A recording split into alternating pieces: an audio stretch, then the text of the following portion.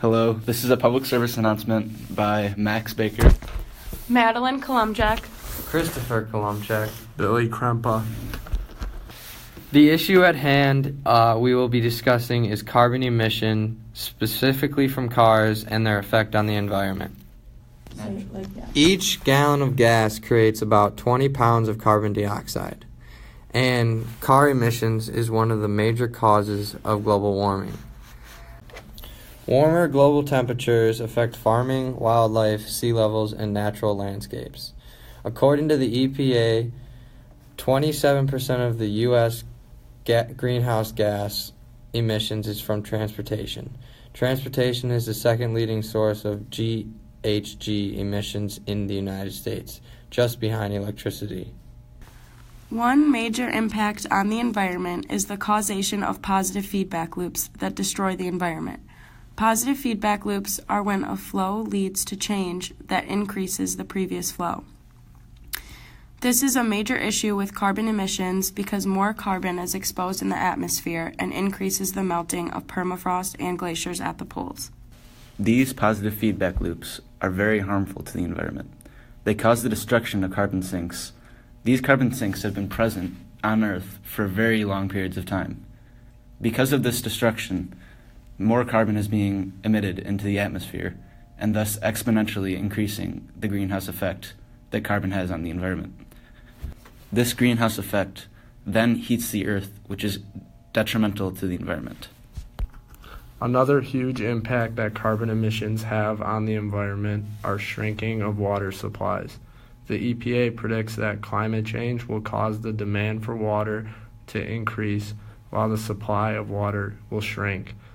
Water is essential to human health, but also to manufacturing processes and the production of food and energy. Rising temperatures from the increase in carbon emissions result in consequences in our agriculture and food supply.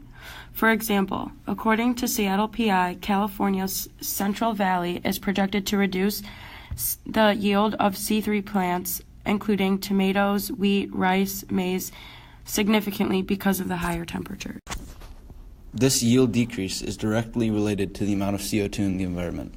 This is due to the photosynthesis process in plants. When plants perform photosynthesis, an enzyme named rubisco binds to carbon, but with increases in temperature that are caused by the greenhouse effect and carbon emissions, this enzyme rubisco binds to oxygen instead of carbon.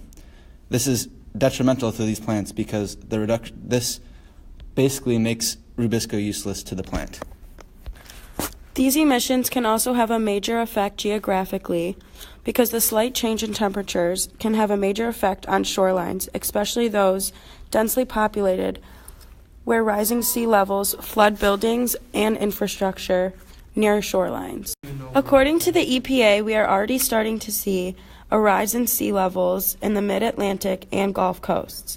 They have already risen about 20 centimeters over the past 50 years. Although carbon emissions have a huge effect on the environment, there are many solutions that can easily fix the problem. One solution is to drive a fuel-efficient vehicle. All cars are usually created by the burning of fossil fuels.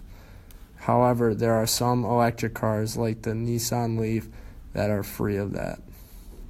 Another solution you, as an individual, could limit carbon emissions in the atmosphere is to avoid riding in a car altogether, or ride a bike or electric scooter, or even walking is better. This is very easy being in a big city or say on a college campus like Michigan State, as there are many alternatives. Some of these alternatives could be riding on the Bird or a Lime. Although it does not completely cut carbon emissions, riding on a bus or carpooling, this helps to reduce these emissions. Furthermore, as an MSU student, it is very important to utilize the CATA bus system. These buses are low-emission hybrids, which reduce emissions even more than normal. Unnecessary acceleration and speeding reduce mileage up to 33%. This is wasting gas and bad for the environment. To stop carbon emissions, it would be a good idea to find alternatives to fossil fuels, such as wind, solar, geothermal, and appropriately designed energy projects.